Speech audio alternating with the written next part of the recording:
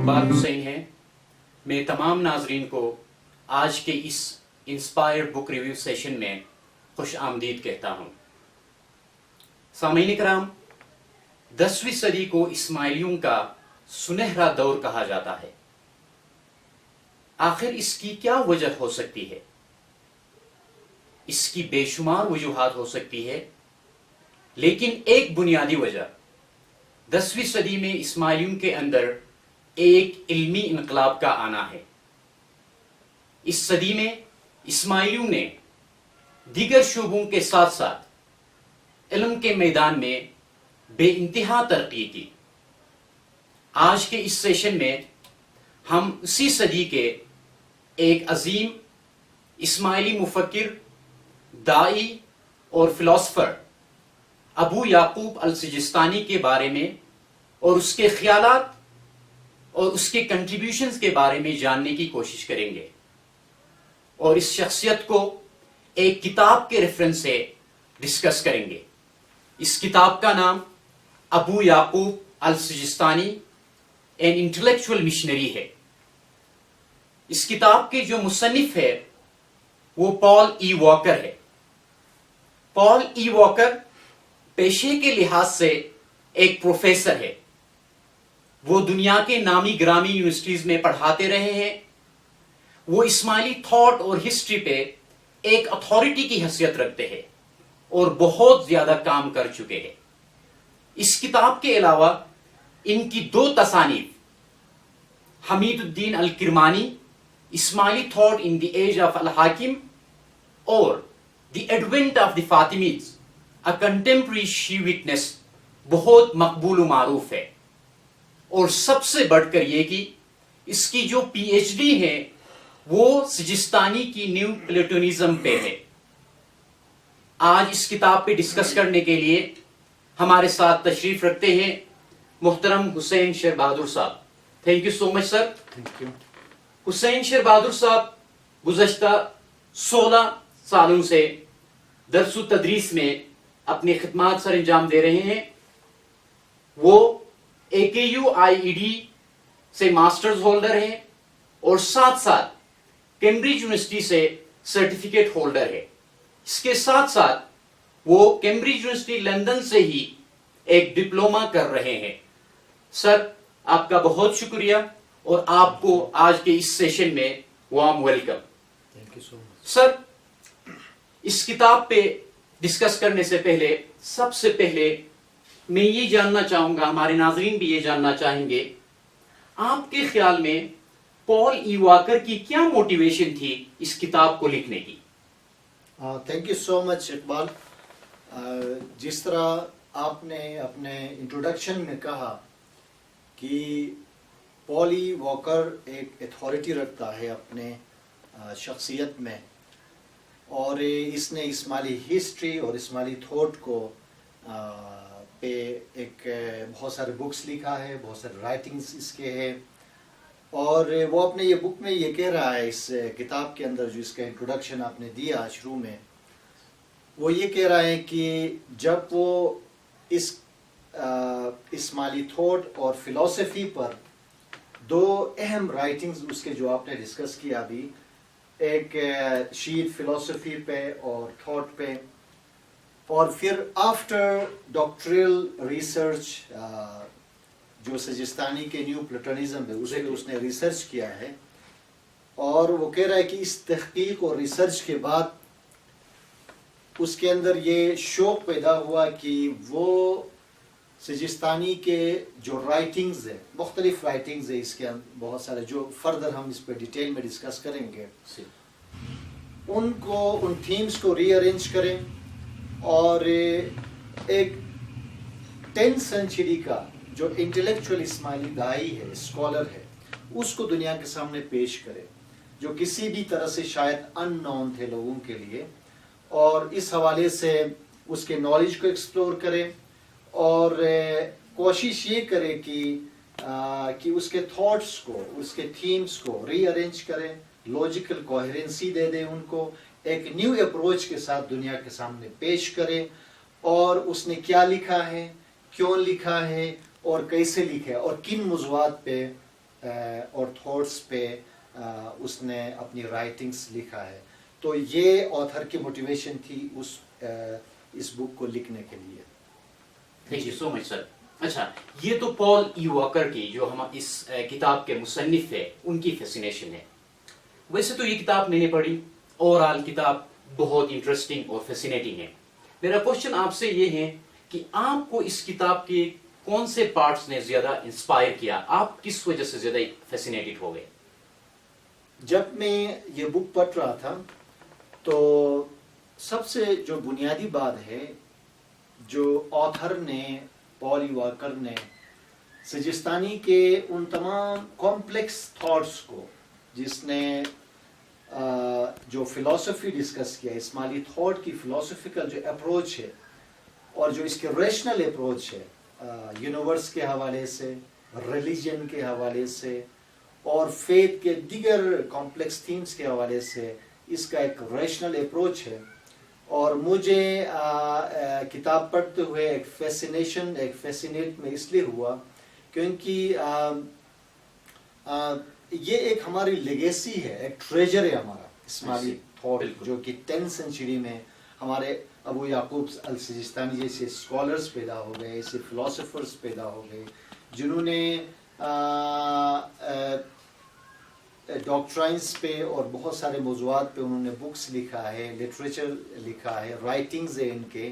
تو مجھے اس بک کو جب میں پڑھ رہا تھا تو آتھر کے جو کوہیرنسی ہے، لاجیکل جو سیکوینس میں کیونکہ جو رائٹنگز ہے سجستانی کے ان کو ایکسپلور کیا ہے، تو مجھے یہ فیسینیٹ کیا اس اپروچ نے، آتھر کے اس اپروچ نے. گریٹ.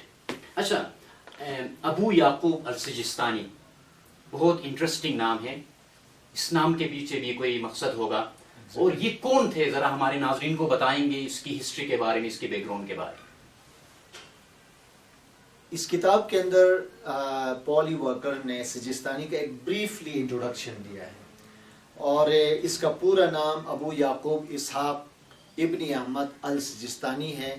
اور میں ناظرین کو بتاتا چلوں، سامعین کو، کہ اس کتاب کے اندر اس کو ایک مسٹیریس پرسنالٹی کے طور پر اس کو لیا ہے، ایک مسٹیریس، ایک کیوریس پرسنالٹی کے طور پر، کیونکہ اس کے پیدائش کا اتنا علم نہیں ہے، اس کے اندر، اس کتاب کے اندر مینشن نہیں ہے. غالباً اس کی جو ڈیتھ ہو گئی ہے وہ 971 کو اس کی ڈیتھ ہو گئی ہے. اور ایک اسماعیلی فلاسفر تھے، اسماعیلی داعی تھے، اسماعیلی تھیولوجین تھے، جو 10th سینچری میں اس کی بہت رائٹنگز ہیں، اس نے بہت زیادہ کنٹریبیوشن کیا اسماعیلی تھاٹ کو پروموٹ کرنے کے لیے، اس نے اپنا وقت دیا.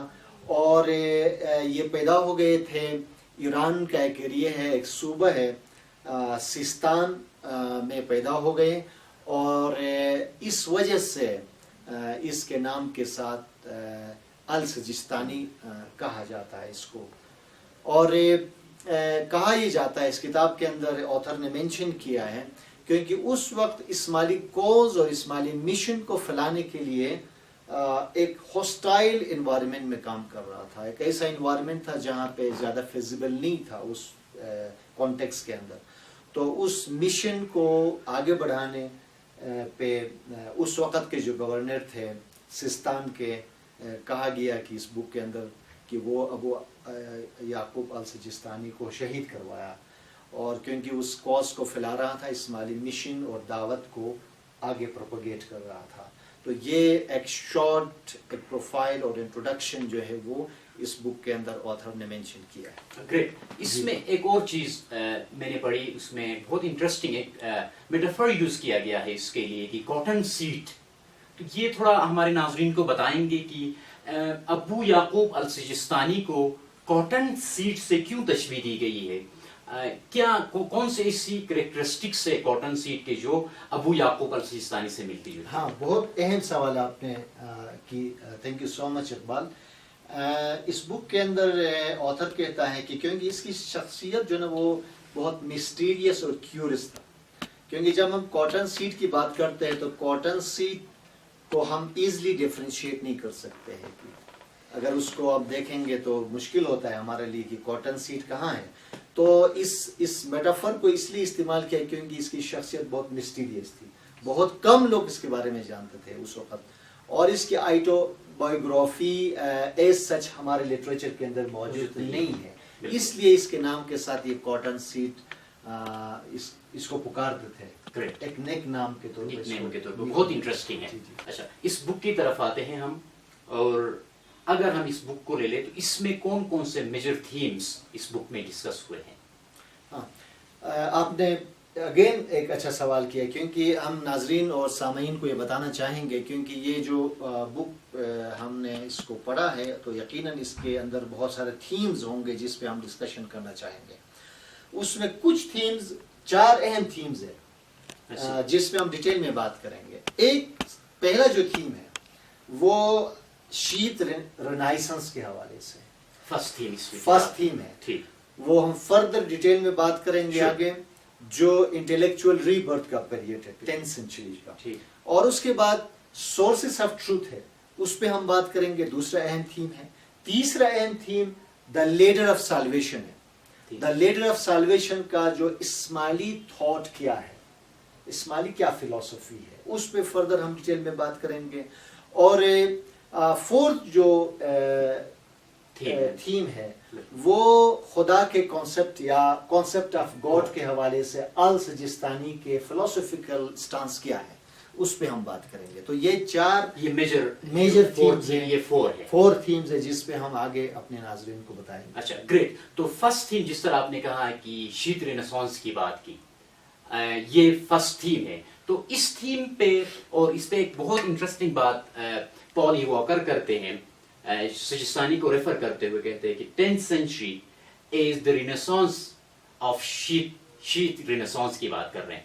تو اس تھیم کو ڈسکس کرتے ہوئے اسپیسیفکلی یہ بتائیں کہ 10th century کو شیت رینیسانس کیوں کہتے ہیں؟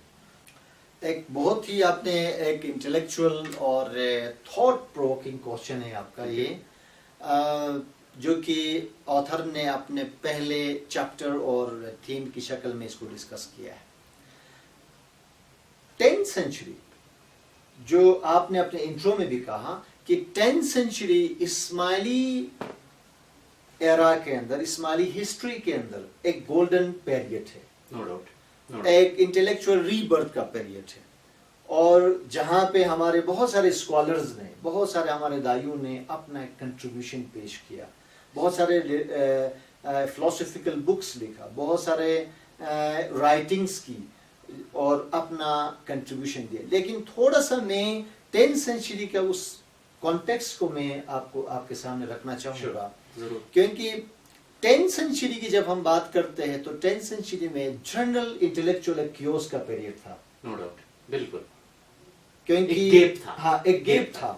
کیونکہ گیپ اس وجہ سے تھا کیونکہ ایک طرف گریک فلسفی کے ایمرجنس اور سائنس کی ایمرجنس اور لاجک اور اس قسم کی چیزیں آ گئے, اور دوسری طرف آرڈینری جو مسلمز تھے اس وقت, جہاں پہ فقہ پہ بات ہو رہی تھی, جہاں پہ قرآن کی تفسیر پہ رائٹنگز ہو رہی تھی, ڈسکشنز ہو رہے تھے, جہاں پہ حدیث پہ کام ہو رہا تھا, اصول حدیث پہ کام ہو رہا تھا, صرف نحو پہ کام ہو رہا تھا, تو جو ٹریڈیشنل اسلامک علوم ہے ان پہ, اس ڈومین پہ ڈسکشنز ہو رہے تھے, ڈیبیٹ ہو رہے تھے. تو ایک درمیان میں گیپ خلا پیدا ہوا, کیونکہ جب گریک فلسفی آیا تو ایک کنفرنٹیشن کی سچویشن پیدا ہو گئی, اور اس گیپ کو فل کرنے کے لیے سب سے پہلے متزلائز کا کنٹریبیوشن بہت اہم ہے, اور انہوں نے ایک کوشچن پوز کیا کہ ویئر از دا ٹروتھ, اور کس طرح ہم اس ٹروتھ کو پہچانیں. اور مسلم تھاٹ کے اندر انہوں نے ریشنلسٹ اپروچ لایا, یہ بہت اہم بات ہے متزلائز کا. اور متزلائز نے ایک لحاظ سے شیت رینائسانس کو سٹارٹ کیا, ایک لحاظ سے لیڈ کیا, اور شیو نے اس کو آگے بڑھایا. اگر شی جو نا رینائسانس جو پرٹیکولرلی جو ہے, آپ نے سوال کیا تھا کہ شیت رینائسانس کیوں کہتے ہیں, تو شی جو حلقوں میں اس ڈومین کے اندر یہ کوشچن پوز ہوا کہ جو الٹیمیٹ ٹروتھ ہے یا الٹیمیٹ اتھارٹی ہے, لیڈرشپ ہے, وہ کہاں ہے, اور اس کو کیسے ہم ریکگنائز کریں. اور اس پر ہمارے اسماعیلی دائیوں نے اسکالرز نے اپنا کنٹریبیوشن دیا اور ان میں بہت سارے دائی قابل ذکر ہے. جس طرح ہم ہسٹری میں پڑھتے ہیں کہ اگر ہم یمن کی بات کریں تو منصور الیمن کا نام بہت اہم ہے, قابل ذکر ہے, اور اس کے علاوہ ابو عبداللہ شیعی کا جو کردار ہے وہ بہت اہم ہے, اور اس کا بھائی جو ہے نا ابو عباس کا کردار بہت اہم ہے, اور النصافی کا جو کنٹریبیوشن ہے 10th سینچری کے اندر, کیونکہ یہ ہمارے ابو یعقوب السجستانی سے سابق تھے, پہلے تھے, اور اس کے علاوہ حاتم الرازی کا جو کردار ہے وہ بہت اہم ہے, اور قاضی نعمان کا کردار بہت اہم ہے, اور السجستانی کا کردار اس میں قابل ذکر ہے. اور اس کتاب کے اندر یہ کہا ہے کہ یہ جو پرومیننٹ جو پرسنالٹیز ہیں جن کو ہم دا مین آف شیعہ رینائسنس کہہ سکتے ہیں, وہ 2 بندے ہیں.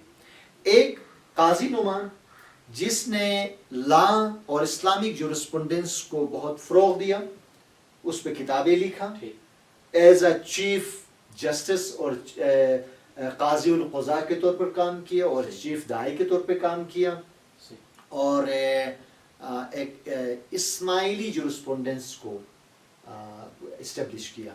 اور دوسری طرف آتھر کہتا ہے کہ ابو یعقوب السجستانی جو ہے نا وہ دا مین آف شیعہ رینیسانس ہے. وہ اس وجہ سے کیونکہ انہوں نے جو انٹلیکچوئل اپروچ لیا, جو سائنٹیفک اپروچ لیا یونیورس کو سمجھنے کے لیے اور فیتھ کو سمجھنے کے لیے, اور جو اسپرچول کریشن ہے, کاسمولوجی ہے, اس کو سمجھنے کے لیے اس نے ایک سائنٹیفک اپروچ لیا. اس وجہ سے اس کو کہا گیا دا مین آف شیعہ رینیسانس. 2 اہم قابل ذکر. اچھا ٹھیک ہے, یہ یہاں پہ آپ نے انٹلیکچوئل رینیسانس کی بات کی, انٹلیکچوئل شیعہ رینیسانس کی. اگر ہم اس میں انٹلیکچوئل شیعہ رینیسانس کے علاوہ دیکھا جائے, پولیٹیکلی بھی 10th سینچری شیعہ رینیسانس کے طور پہ یاد کیا جاتا ہے, اس کے بارے میں تھوڑا ناظرین کو بتائیں. کیونکہ اس بک کے اندر 2 پرسپیکٹیو میں آتھر نے کہا ہے کہ شیعہ رینیسانس سے مراد ہے. ایک پرسپیکٹیو وہ revival and restoration of the rights of the امام علی اینڈ ہز فیملی, اور یہ کہا ہے کہ کیونکہ ایک پولیٹیکل ریسٹوریشن ہوا, کیونکہ 10th سینچری میں اہل بیت کو اور فاطمی اماموں نے مصر میں فاطمی حکومت قائم کی, اور اس وجہ سے کہا کہ اہل بیت کا حق تھا, اور پولیٹیکل ایڈمنسٹریشن یا خلافت, جس وجہ سے ان کو یہ خلافت ملی, تو اس نے پولیٹیکل ریسٹوریشن کی بات کی, اور شیعہ رینیسانس کو پولیٹیکل رینیسانس کے طور پر بھی لیا ہے. اور دوسرا ڈائمنشن ہے وہ انٹلیکچوئل, ریشنل اور سائنٹیفک جو ڈیولپمنٹس ہو گئے, یا ری برتھ جو ہو گئی ہماری انٹلیکچولی, اس ڈائمنشن میں بھی اس کو شیعہ رینیسانس کے طور پر پیش کیا. اچھا, تو مختصراً یہ ہے کہ 10th سینچری کو شیعہ رینیسانس پیریڈ اس لیے کہا گیا ہے کہ اس میں 2 ایلیمنٹس, 2 میدانوں میں جو شیعہ تھے وہ بہت پرومیننٹ تھے. ایک politically first time 10th century میں آ کے اسماعیلی اور شیعہ اماموں نے حکومت کی, باقاعدہ پولیٹیکلی ڈومیننس قائم کیا, اور دوسری طرف انٹلیکچولی بھی بہت ڈومیننٹ تھے. گریٹ. اچھا, ابو یعقوب السجستانی کے بارے میں ایک جنرل کرٹیسزم یہ پائی جاتی ہے کہ وہ صرف ڈاکٹرینز اور فلسفی پہ ہی بات کرتے ہیں, کیا ایسا ہے؟ بہت امپورٹنٹ سوال آپ نے کی. اس میں میں اپنے ناظرین کو بتاتا چلوں, کیونکہ اس کتاب کے اندر آتھر نے کہا کہ یہ پہلے بھی ہم نے ڈسکس کیا اس کو آلریڈی, کہ ایک پولیمیتھ اور ایک ورسٹائل ایک آتھر کے طور پر پیش کیا اپنے آپ کو, جس نے نہ صرف ڈاکٹرینز پہ بات کی, نہ صرف فلسفی پہ بات کی, بلکہ اس نے ہیومن ڈیولپمنٹ پہ بھی بات کی, the rule of law, the formation of law, its interpretation, previous جو پروفٹس ہے اور جو ان کی ہسٹری کے بارے میں بھی بات ہو گئی ہے, اور گورنمنٹ اور پولیٹیکل جو انسٹیٹیوشنز کے جو موومنٹس ہے اس پر بھی اس نے مختلف رائٹنگز میں ڈسکشنز کی ہے السجستانی نے.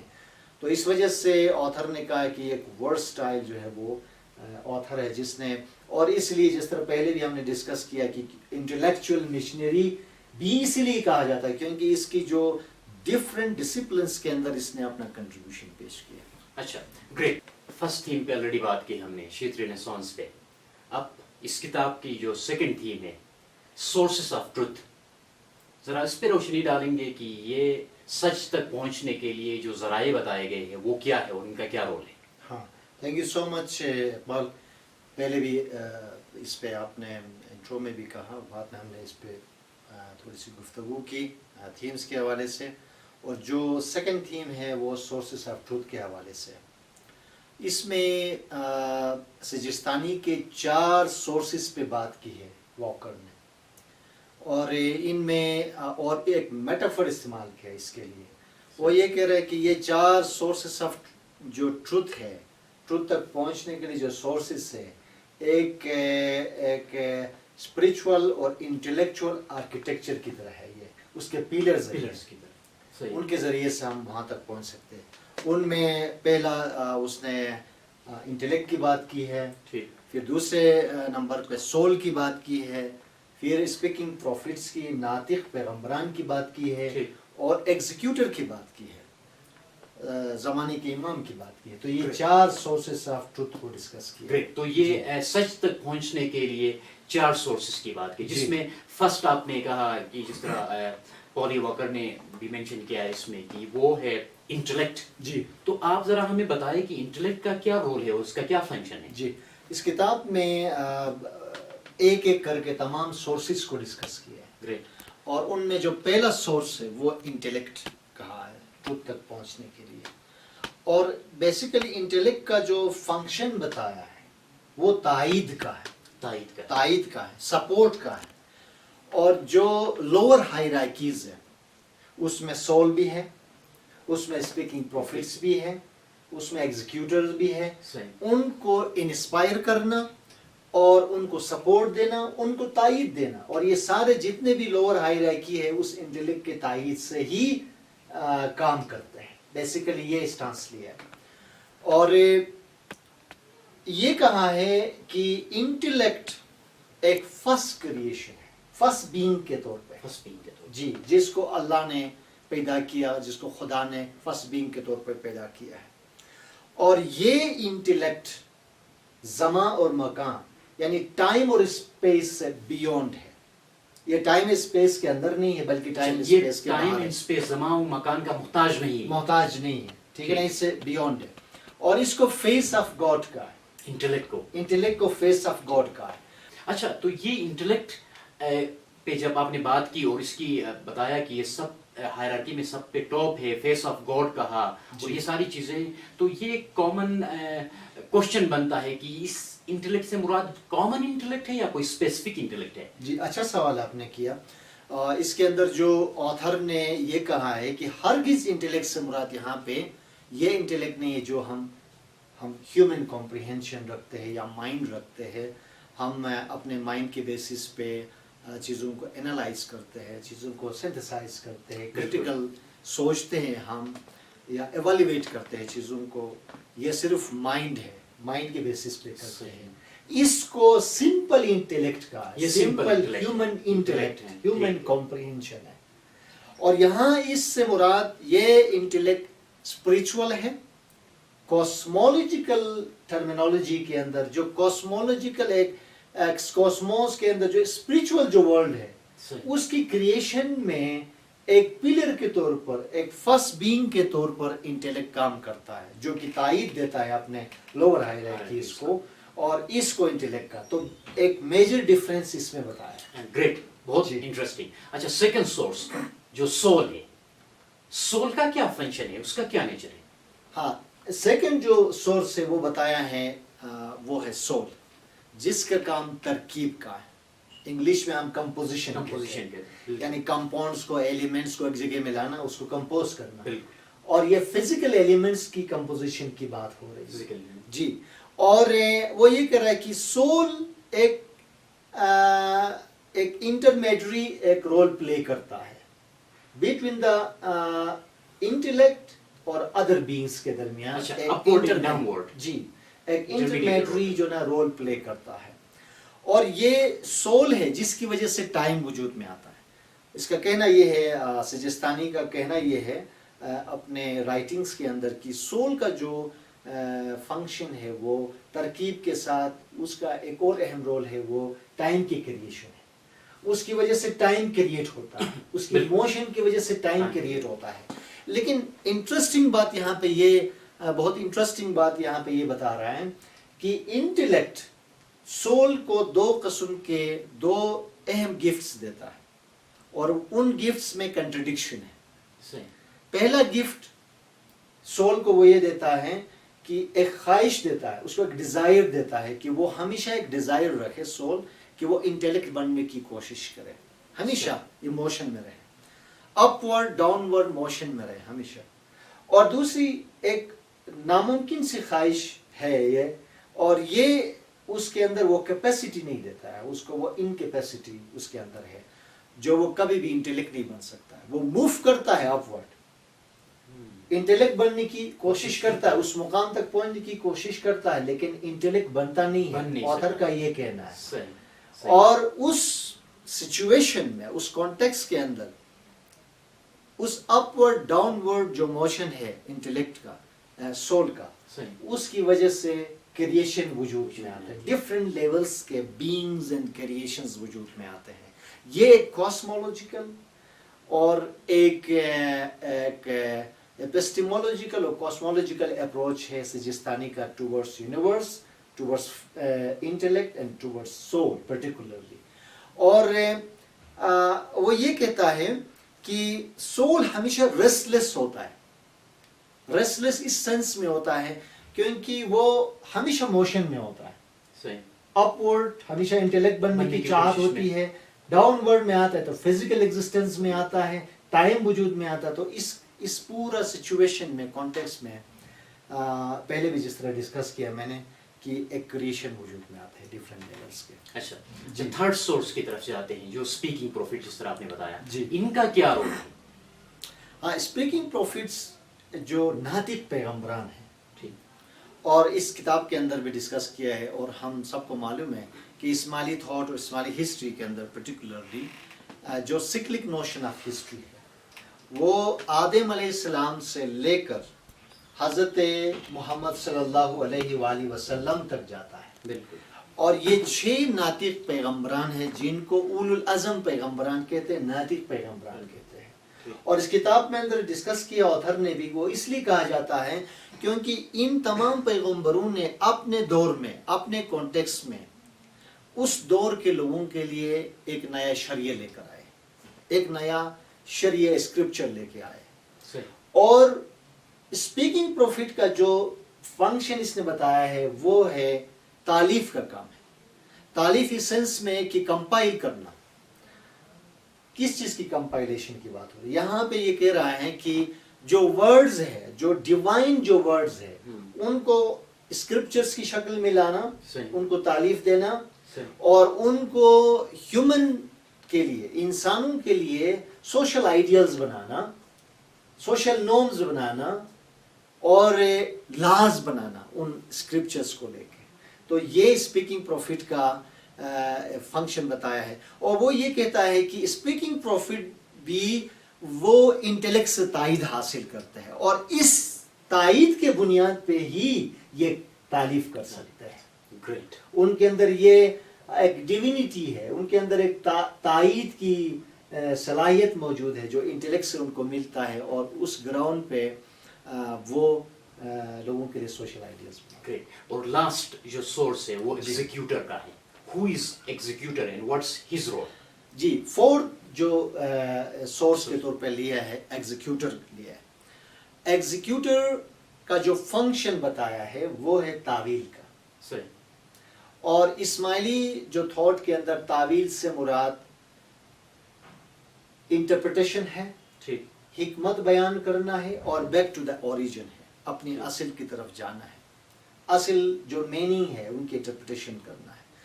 اور یہاں پہ ایگزیکیوٹر سے مراد سجستانی کے نزدیک زمانے کا امام ہے، ہر زمانے کا امام ہے. اس کا کام ہے ایکسیکیوٹ کرنا. اور کس چیز کا ایگزیکیوٹ کرنا؟ جو اسپیکنگ پروفٹس نے جو اسکرپچرز دیا, جو لاز دیا, ان کی انٹرپریٹیشن بیان کرنا, ان کی تعویل بیان کرنا اور ان کو لوگوں تک پہنچانا, یہ ایگزیکیوٹر کا کام ہے. یہ بتایا ہے سجستانی نے اس کے اندر. اور وہ یہ ایگزیکیوٹر سب سے امپورٹنٹ جو بات یہاں پہ بتائی ہے کہ ایگزیکیوٹر کا کام یہ نہیں ہے کہ وہ جو لا ہے, جو اسکرپچرز ہے, ان کو ایبروگیٹ کرے, ان کو بغیر ایبروگیٹ کیے بغیر ان کی تعویل اور ان کی انٹرپریٹیشن بتانا لوگوں کو, اور ہر دور میں ان اسکرپچرز کو, فیتھ کو, ریلیجن کو لوگوں کے لیے ریلیونٹ بنانا ہے اس ہر کانٹیکس کے اندر, ہر دور کے اندر. تو یہ ایگزیکیوٹر کا فنکشن ہے. اس نے so if I am not mistaken, تو اگر ان دونوں کا اسپیکنگ پروفٹ اور ایگزیکیوٹر کا جو ڈفرینس ہے ان دونوں کے بیچ, وہ یہ ہے کہ اسپیکنگ پروفٹس ایک نیا لا لے کے آتے ہیں, اس کی ترکیب کرتے ہیں. آن دی ادر ہینڈ ایگزیکیوٹر کوئی نیا لا لے کے نہیں آتا بلکہ ایگزسٹنگ پری ایگزسٹنگ لا کی انٹرپریٹیشن کرتا ہے, حالات کے حساب سے, وقت کے حساب سے. وہ کوئی ابرویشن نہیں کرتا ہے. ایگزیکٹلی یہی تو اس بک میں ڈسکس کیا ہوتا ہے. تو یہ سیکنڈ تھیم کے جو سورس آف ٹروتھ تھے, چاروں سورسز آپ نے بتا دیے. اچھا, تھرڈ تھیم کی طرف ہم جاتے ہیں. وہ تھرڈ تھیم جس طرح آپ نے بتایا لیڈر آف سالویشن, یعنی ایک نجات کی ایک سیڑھی بتائی گئی ہے. کیا ہے یہ؟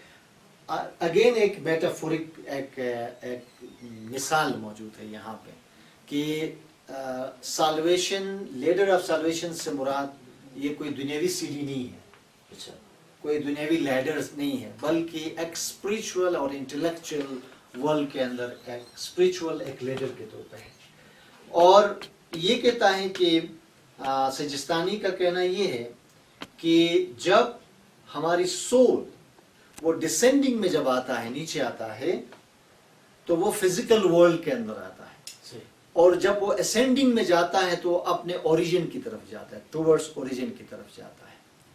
اور یہ جو سول ہے اس کے لیے انٹلیکٹ کے تائید کا ہونا بھی ضروری ہے, اور پھر جو ہے نا اسپیکنگ پروفٹس کے تالیف کا ہونا بھی ضروری ہے, اور جو ایگزیکیوٹر ہے اس کے تعویل کا ہونا بھی یہاں ضروری ہے. اور ان تمام جو پیلرز ہیں, جو سیڑھیاں ہیں, ان کے ذریعے سے یہ اپورڈ موو کرتا ہے, نجات کی طرف جاتا ہے, جو الٹیمیٹ ٹروتھ ہے اس تک ہم جا سکتے ہیں. تو اس سینس میں اس کو لیڈر آف سالویشن کہا ہے آتھر نے. اچھا, گریٹ. تو یہ تھرڈ تھیم ہو گیا. فورتھ اور فائنل تھیم ہے ہمارے پاس اس بک میں, وہ ہے ultimate records in God and توحید. تو سجستانی کا توحید کے بارے میں کیا فلسفہ ہے, کیا بتانا چاہتے ہیں وہ توحید کے بارے میں؟ بہت اہم سوال ہے اس بک کے اندر یہ, کیونکہ سجستانی نے جتنے بھی رائٹنگز ہیں اس کے, ابھی جو ہم نے پہلے ڈسکس کیا, کچھ اس کے کتابوں کا نام بتایا, ان تمام رائٹنگز کے اندر کانسیپٹ آف گاڈ کو ڈسکس کیا, صحیح, فلسفیکل لیول پر ڈسکشن سے. سجستانی کا آرگومنٹ یہ ہے کہ ایک گاڈ کی ایگزسٹنس ہے, صحیح, گاڈ کی ایگزسٹنس جو آنٹولوجی ڈسکس کرتا ہے اس کو, ایگزسٹنس کو. اس پہ اتنا ڈیٹیل میں ڈسکشن سجستانی نے نہیں کیا, کیونکہ وہ ایگزسٹنس آف گاڈ پہ اس کے ڈسکشنز اتنے موجود نہیں ہیں. وہ ہیومن لیول پر جو کمپریہنشن آف گاڈ ہے اس کو زیادہ ڈسکس کرتا ہے. اس کا کہنا یہ ہے کہ کیونکہ ہمارے پاس انٹرپٹ کروں جی کہ ٹو لیول پہ گاڈ کو توحید کو انہوں نے ڈسکس کیا, ایک ایگزسٹنس آف گاڈ, ایک دوسرا comprehension of God. So first والے پہ ہمیں مواد نہیں ملتا ہے, سیکنڈ کمپریہنشن جو ہم خدا کو کس طرح سمجھتے ہیں اس حوالے سے. ایگزیکٹلی جو ہیومن لیول ہماری جو انڈرسٹینڈنگ ہے, انسانوں کی جو سوچ ہے, ہماری جو سمجھ ہے, اس کو ڈسکس کیا. اس کا کہنا یہ ہے کہ جو ہیومن لیول پر خدا کا جو کمپریہنشن ہے, گاڈ کی کانسیپٹ کا جو کمپریہنشن ہے, وہ ہمارے جو سمپل انٹیلیکٹ جس نے کہا ہے اس کی بات کرتا ہوں, جو ہمارا مائنڈ ہے, جو ہمارا سمپل انٹیلیکٹ ہے, ہمارا نالج ہے, ایکسپیرینس ہے, ہمارا انٹیوشن ہے, یا 5 سینسز ہے, یا 6 سینس ہے, اس سے بیونڈ ہستی کا نام ہے. یعنی ہم خدا کو کمپریہنڈ نہیں کر سکتے, اور وہ اس لیے نہیں کر سکتے کیونکہ خدا انتھاٹیبل ہے, یہ کہا ہے, خدا انتھنکیبل ہے کہا. تو جب بیونڈ ہے تو ہم اس تک نہیں پہنچ سکتے. जो सुप्रीम जो बीइंग है उस तक हमारी कॉम्प्रिहेंशन इंसान बहैसियत इंसान हमारी कॉम्प्रिहेंशन उस लेवल का नहीं है। सही ये डिस्कशन ठीक। तो ये हमारे चारों थीम्स इस किताब में जो डिस्कस हुए तकरीबन कंप्लीट हो गए। बहुत अच्छी तरीके से आपने इनको बयान किया। मेरा क्वेश्चन आपसे लास्ट क्वेश्चन कि ओवरऑल आपकी क्या थॉट है इस बुक के हवाले से, और अगर कोई पढ़ना चाहे इस किताब को तो क्यों कर पढ़ेगा? अब बहुत सबसे इम्पोर्टेंट क्वेश्चन आज के सेशन का है ये आपका, थैंक यू। और क्योंकि ये जो किताब है वो हमारे हिस्ट्री का एक ख़ास पीरियड में लिखी हुई एक किताब है, सही 10th सेंचुरी की जो किताब है। और दाई हमारे अबू याकूब अल-सिजिस्तानी, और सही। उस पर ये किताब लिखा गया है। और ये जो थॉट है ये हमारे एक लेगेसी है, ये हमारा एक हेरिटेज है। और इस लेगेसी को और इस हेरिटेज को न सिर्फ हमें प्रिजर्व करना है बल्कि हमें दूसरों तक इसको डिसेमिनेट करना है, इसको शेयर करना है और इसको डिस्कस करना है।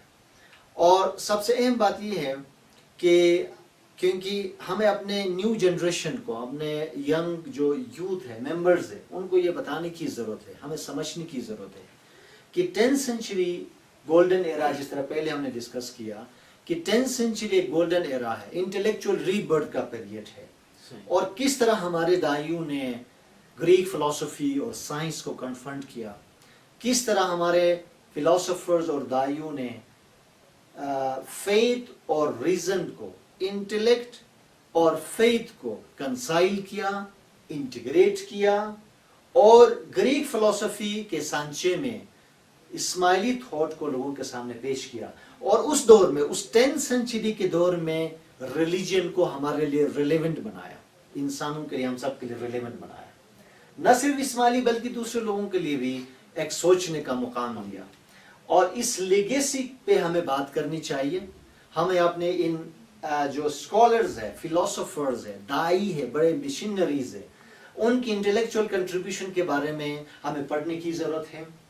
उन आइडियाज़ को आज के दौर में हमें देखने की ज़रूरत है कि किस तरह हम उस पर अमल करते हैं, या किस तरह हम उस थॉट को अपने न्यू कमिंग जनरेशन तक हम उसको डिसेमिनेट कर सकते हैं। सो मेरे नज़दीक में अपने एक्सपीरियंस के बेसिस पे ये बताऊंगा कि ये बुक एक फिलोसफिकल बुक है जिसमें पॉली वॉल्कर ने बहुत ही कंसिस्टेंटली जो ना हमें बताया है, क्योंकि हम तमाम लिटरेचर तक हमारी एक्सेस नहीं होती है अबू याकूब अल-सिजिस्तानी के लिए। बिल्कुल। और ये हमें मौका है कि पॉली वॉल्कर ने बहुत सारे थीम्स को कंपाइल किया है, एक जगह में लाया है, कंसिस्टेंस और लॉजिकल कोहेरेंस के साथ उनको डिस्कस किया है। तो क्यों ना हम इसको बुक को पढ़ें, हमें पढ़ना चाहिए। और हमें मैं एक सजेशन ये दूंगा कि थोड़ा सा अगर फिलोसफिकल, कुछ बेसिक फिलोसफिकल इस्तिलाहात से अगर हम वाकिफ़ होंगे तो ये बुक बहुत पढ़ने के लिए आसान बुक है। और आज के इस सेशन के लिए जो कि मैं ये रिकमेंड करूँगा कि आज सेशन के थ्रू कि इसको ज़रूर पढ़ा जाए इस बुक को। Thank you so much Hussain sir, आपकी जो डिस्कशन थी वो वाकई इंस्पायरिंग थी, थॉट प्रोवोकिंग थी और फैसिनेटिंग थी।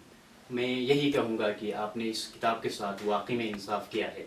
इसके साथ साथ आप तमाम नाजरीन के लिए मैं ये गुजारिश करूँगा कि ये जो किताब है, छोटी सी किताब है, अबू याकूब अल-सिजिस्तानी 100 पेजेस पे मुश्तमिल है। जिस तरह सर ने कहा कि अगर आपको फ़िलोसफी से थोड़ी बहुत शगफ़ है तो आप इसको आसानी से पढ़ सकते हैं, साथ साथ आप इसको पढ़ सकते हैं और दूसरों तक पहुंचा सकते हैं। तो वंस अगेन आप तमाम का बहुत शुक्रिया। मुझे उम्मीद है कि आपने आज के इस डिस्कशन से ज़रूर कुछ ना कुछ मुस्तफ़ीद हो गए होंगे। शुक्रिया।